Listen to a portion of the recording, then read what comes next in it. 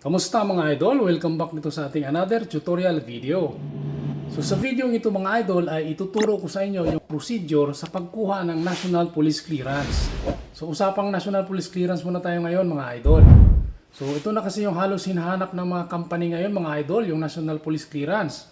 Kasi mas hamak na mas malawak ang sakop nito kumpara doon sa local police clearance. Kasi ito yung nagpapatunay kasi sa isang individual mga idol or isang tao na siya hindi nakakulong or wala siyang nakabinbin or hinaharap na anumang klaseng kaso sa buong Pilipinas. So hindi siya katulad ng local police clearance na doon lang sa particular na lugar kung saan siya nakatira. So base kasi dito sa website ng NPCS mga idol or yung National Police Clearance System website ay nire-recommend nila mga idol or mas sinasuggest nila sa atin tayo na mga bagong kukuha ng National Police Clearance. So sinasuggest nila sa atin na i-online yung ating mga application or yung pag-book natin ng ating mga appointment ay i-online natin. So bago tayo pupunta doon sa presinto nila para kumuha, ay i-online muna natin yung ating mga application. Ito ay para maiwasan yung pagdagsa ng tao sa presinto mga idol. At napaka-convenient nito sa atin mga idol dahil tayo ang magsiset ng araw, petsa, at kung kailan ka pupunta at kung saang presinto ang pupuntahan mo mga idol na malapit sa bahay mo. Hindi mo na kailangan makipagsiksikan pa mga idol. At yan ang ituturo ko sa inyo ngayon mga idol kung paano natin yan gagawin. Kaya dapat panoorin mo ng buo itong video mga idol para makakakuha kayo ng idea. Dahil may part kasi doon sa pag-book mga idol na medyo mahirap siya, lalong-lalo na doon sa payment method. Kaya dapat mapanood mo ng buo itong video mga idol. So kung ready na kayo mga idol, let's go!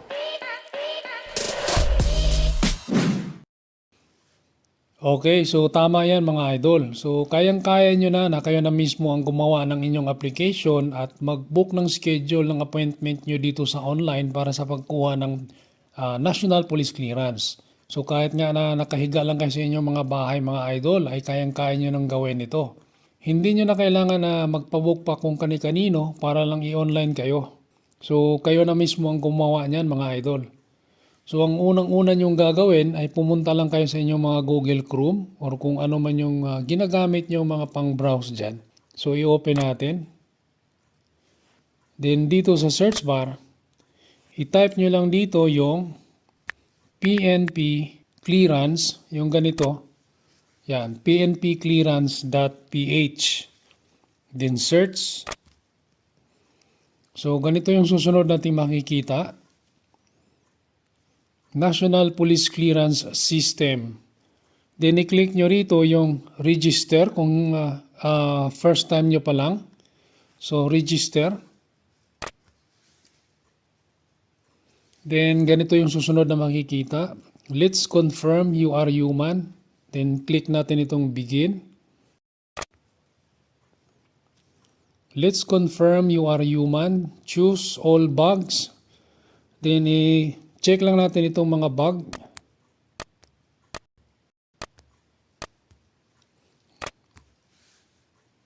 Then dito mga idol, i-check lang natin itong mga box.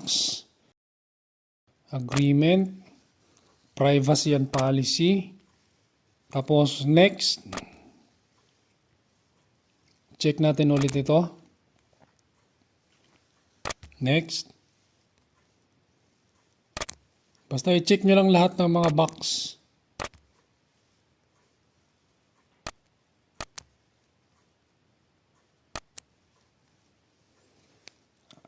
Then i-click nyo itong I agree. Then dito mga idol, pipil upan na natin to. Then dito sa email address mga idol or Gmail address, kailangan na yung active na email or Gmail address ang ilalagay natin dito. Kasi magpapadala yan sila ng confirmation. So ilagay natin dito yung active. Then password. So kailangan yung strong password mga idol. Confirm.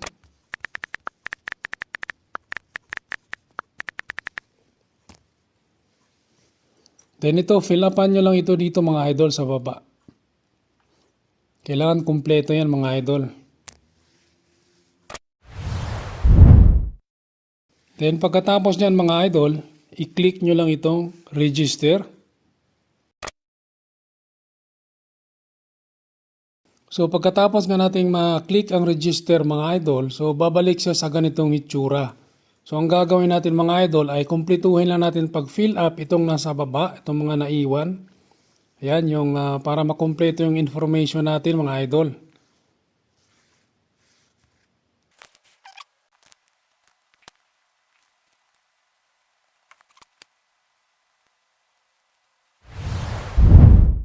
Then pag natapos na nating fill upan yan mga idol, i-click lang natin itong save profile. Okay, so ito na yung susunod natin makikita mga idol. So nandito na tayo sa step number 2. So ang gagawin natin mga idol ay i-click lang natin itong edit profile. Then i-double check lang natin ulit mga idol yung ating mga pinilapan dito kung tama. Then kung okay naman siya mga idol, i-click lang natin ulit itong save profile. Then ganito na naman yung itsura niya mga idol. So ang susunod na i-click natin dito mga idol ay itong clearance application.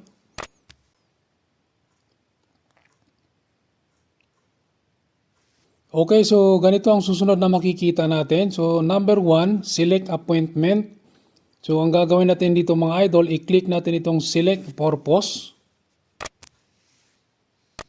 So ilalagay natin dito mga idol kung ano yung ating purpose dito sa National Police Clearance. So i-click lang natin itong general o kung ano man yung paggagamitan nyo mga idol. So nasa sa inyo na yun kung anong ilalagay nyo.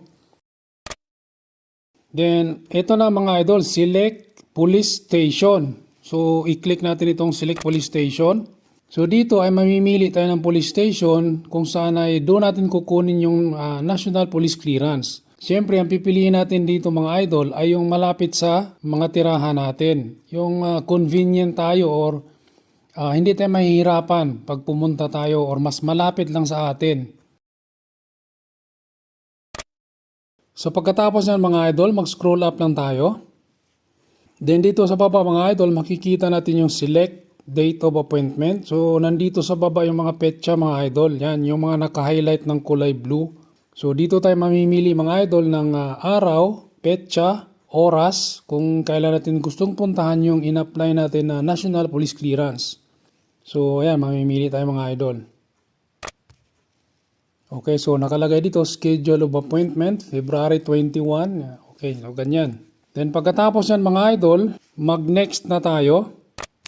Okay, so ito na yung susunod na makikita mga idol. So dito na tayo sa pagbabayad. Makikita natin dito mga idol, select payment option. So ito yung sinasabi ko sa inyo mga idol kanina na medyo mahirap tong part na to. So dito ako nalito mga idol. So ang gagawin natin dito mga idol, i-click lang natin itong Land Bank of the Philippines.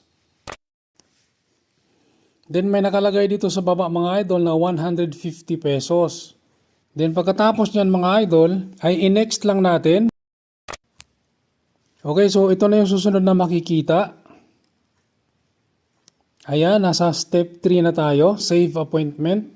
So ang gagawin nyo rito mga idol, i-save appointment lang natin. Then ganito yung susunod na makikita natin. So mag-scroll up lang tayo. So dito ay makikita natin yung ating reference number. Then dito mga idol, ito yung sinasabi ko sa inyo na dito ako nahirapan. Kasi although na-click na natin yung land bank, pero hindi pa doon nasitil yung ating payment mga idol. Kundi hahanapin pa natin yung kanyang e-payment portals or yung mga ibang options sa payment method. So baka malito rin kayo dito sa part na to mga idol. So ang gagawin nyo lang ay ikahig lang natin ito pakaliwa. Okay, so dito mga idol, makikita natin yung payment option. Itong naka-highlight ng kulay green. So, mamimili tayo dito kung saan tayo magbabayad. I-click lang natin ito mga idol. Okay, so ganito yung susunod na makikita natin. Mag-scroll up. Then, ang gagawin natin dito, click lang natin itong Land Bank OFP. Okay, so ito yung sinasabi ko sa inyo mga idol na nandito yung mga option kung saan tayo po pwedeng magbayad. So po pwede tayo dito sa GCash para mas convenient at hindi na tayo lalayo pa mga idol. So halimbawa sa GCash, click lang natin yung GCash. Then ang next na gagawin mga idol ay i-enter lang natin itong CAPTCHA.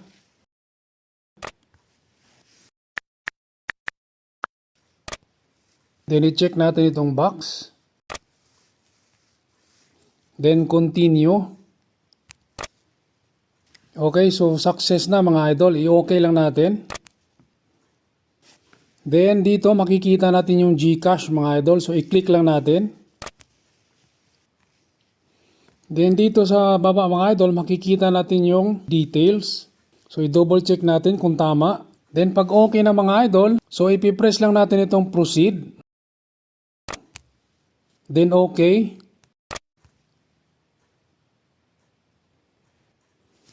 So i-open na natin yung ating GCash. Okay, so ganyan lang yan siya mga idol hanggang sa makapagbayad na kayo through GCash. Or kung halimbawa mga idol nagbago ang isip nyo, gusto nyong magpalit ng mode of payment at saka gusto nyong palitan yung location ng police station, so ang gagawin nyo lang mga idol ay mag-back lang kayo. Then back.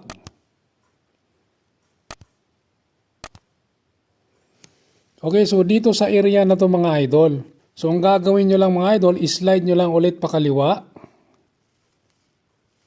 Ayan mga idol, so makikita natin dito, change police station appointment date. So itong kulay dilaw na to mga idol.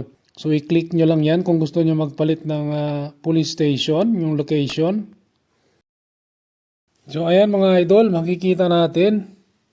So dito pwede kayong magpalit ulit ng panibago. Ayan. Then pati na rin yung date mga idol, pwede nyo rin baguhin. Then kung halimbawa mga idol, kung sa mode of payment naman, so i-click nyo lang itong kulay green, payment option. Then ganun ulit mga idol, i-click nyo rito sa Land Bank OFB. Then ayan mga idol, so pipili lang kayo ulit kung saan nyo gustong magbayad. Okay, so ganun lang yan mga idol. Okay, so ganun lang yung kasimple at kadali mga idol. So sana nakatulong ang video na ito sa inyo. So huwag niyong kalimutang i-share para malaman din ng iba. Maraming salamat sa inyong panonood mga idol. Hanggang sa susunod natin pagkikita.